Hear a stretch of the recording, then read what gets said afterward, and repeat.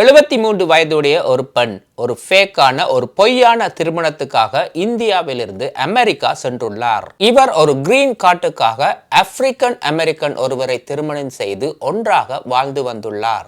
இவரோட சேர்ந்து இவருடைய மகன் மருமகள் மூவருமே விசிட்டர் விசாவில் அமெரிக்கா சென்றுள்ளனர்.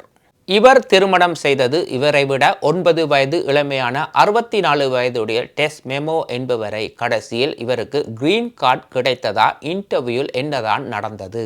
பெங்களூரில் 2 கோல் சென்டர் கையும் களவுமாக பிடிபட்டுள்ளது. மொத்தமாக 53 பேர் மைக்ரோசாஃப்ட் டெக் சப்போர்ட் என்ற பெயரில் அமெரிக்கன் சிட்டிசன்ஸை ஸ்கேம் பண்ணியிருக்கிறாங்க.